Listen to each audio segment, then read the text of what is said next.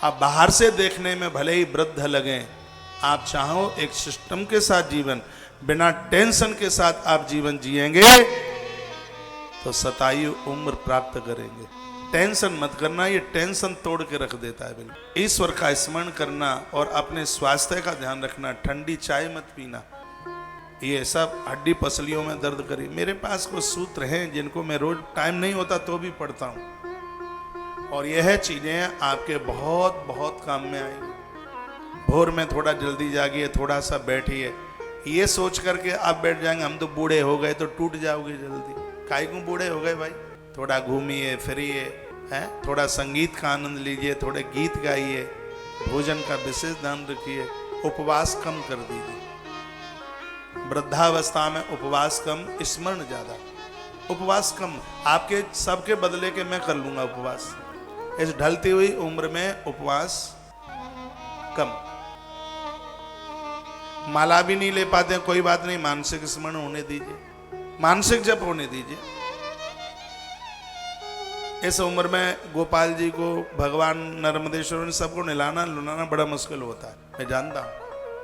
इसको नहलाने के लिए एक टाइम है। आपने जवानी में सब कुछ नहला लिया, ये सब बहू बेटों को सौंप दीजिए।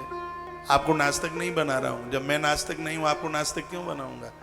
आप बैठे बैठे, चलते चलते, फिरते फिरते भगवान का स्मरण, जो भी आपको गुरु मंत्र में कोई मंत्र मिला है वह, उसके साथ आप जुड़कर, और अपने शरीर को एकदम छोड़ मत दीजिए। जिन गाड़ियों को चलाना छोड़ देते हैं वो जल्दी डैमेज हो जाती है।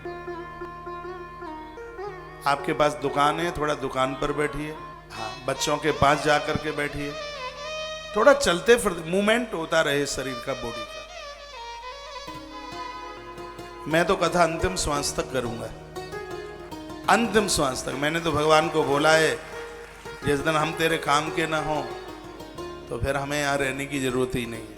अभी घूम घूम के देश देश तक कर रहा हूँ, उसके बाद मैं आश्रम में बैठ के करूंगा। लेकिन ये सेवा जिंदगी के अंतिम पड़ाव तक, अंतिम श्वास तक। पूज्य राम सुखदास जी महाराज जी से यही तो सीखा, पूज्य डोंगरे जी महाराज से यही तो सीखा। ये महापुरुष अंतिम श्वास तक बोलते बोलते, अंतिम श्वास तक उनका प्रवचन जारी रहा। आप अपने हाथ पांवों से, मुझे नहीं लगता कि इसमें कोई बहुत ज्यादा बदनामी है। घर में 4-4 बहुएं हैं और आपको रसोई में चाय बनाने के लिए जाना पड़ता है, इसी में आप अपने आप को छोटा समझ लेते हैं। अरे 4-4 बहुएं हैं और चाय हमें बनानी पड़ती, क्या हो गया, क्या फर्क पड़ता है? जवानी में भी तो आपने बहुत बनाई थी, और जो आप खुद टेस्ट चाय का अपने हाथों से ले सकते हैं, बहू के हाथ की चाय में तो वो टेस्ट कभी आ ही नहीं सकता। कभी भी आजमा के देख लेना, कभी नहीं आ पाएगा वो, चाहे जितना जोर लगा ले। वो दालचीनी, क्यों दालचीनी के माई बाप को डाल दे उड़ेल के उसमें, अदरक की चाची को भी डाल दे उसमें, लेकिन जो अनुभव तजुर्बा एक आपको अपने हाथों का है, वो आजकल की ये बच्चियां नहीं कर पाएंगी। कभी आपको अपने हाथों से भोजन बनाना पड़े तो क्या कोई आफत आ गई है? क्या हमें वैल्यू कम लगती है? अरे वैल्यू जवानी में बहुत देख लिया, वैल्यू चलता रहेगा, हाथ पांव चलता रहेगा। और जिस दिन आप एक जगह बैठ गए, उठना मुश्किल हो जाएगा। हमारे यहां कभी कोई गैया बूढ़ी हो जाती है तो हम उसको उठाते रहते हैं, और जिस दिन उसको छोड़ दिया उठाना, फिर तो उसको समाधि में ही जाना पड़ेगा, फिर वो नहीं उठती। जिस दिन आप बैठ गए कि बस अब कुछ नहीं करना, घर में 4 बहुएं आ गई, जमीन में लग जाएंगे उसी दिन। और मरने से डरिए मत, बिल्कुल। हाँ, एक कोई श्रीमान जी रो रहे थे, अभी मैं नोएडा में था, उसमें था गुड़गांव में। मैंने पूछा आप क्यों रो रहे हैं? बेटा अमेरिका में गया है, उसने बहुत बड़ा फ्लैट खरीदा है और हम जाने वाले हैं, बच्चे का फ्लैट कैसे देखें? मैंने कहा रोइए मत, अपने आप का मूवमेंट करते रहिए। अभी तुम 82 के हो, 82 में भी मुझे तुम ज्यादा बूढ़े नहीं लग रहे हो।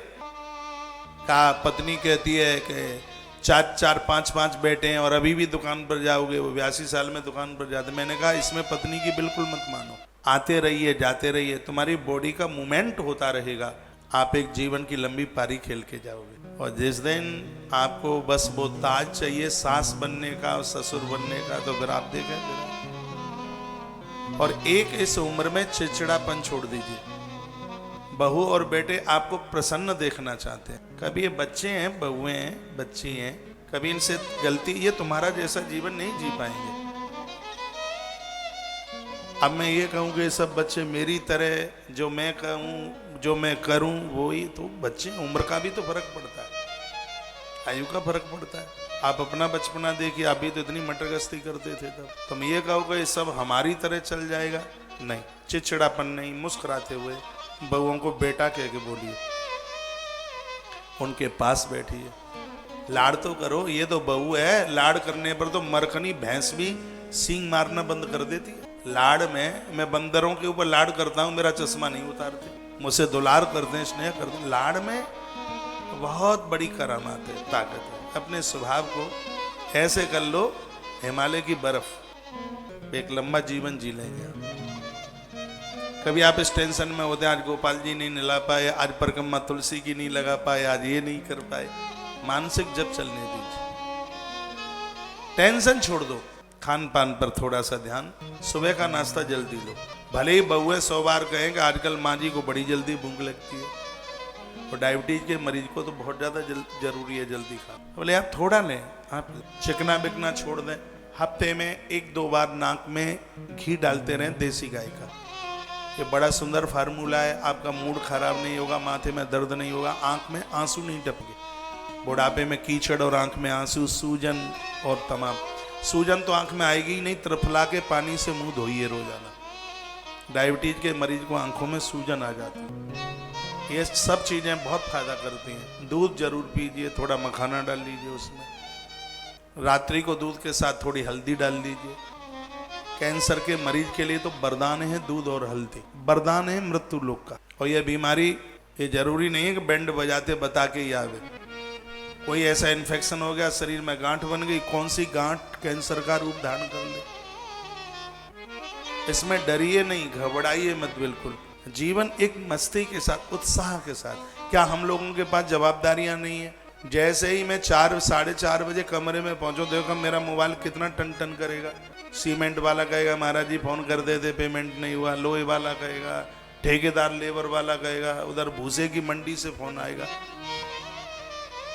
लेकिन हम उनको मुस्कुराते ही मुस्कुराते, थोड़ी कहते भाई तूने 36 कॉल क्यों करी। अरे उसका पैसा है, वो तो 36 कॉल करेगा। तुम पहले ही चुकता कर देते तो 35 कॉल क्यों करता वो। उसको भी हम मुस्कुराते हुए झुनझुना जाते हैं, एकदम इतना मूड खराब हो जाता है।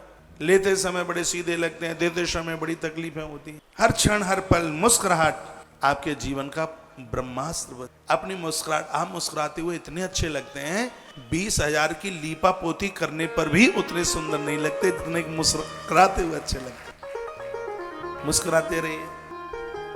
मैं चाहता हूं एक बड़ा अद्भुत जीवन जिए आप, 100 साल से ज्यादा। वेद कहता है 100 वर्ष की उम्र जी करके जो लोग जाते हैं, देवता उनकी स्तुतियां करते हैं। आशीर्वाद भी तो हमारे लक्ष्मी सूत्र श्री सूक्त में, उसमें सतमायु 100 साल की उम्र का वरदान मिलता है उसमें।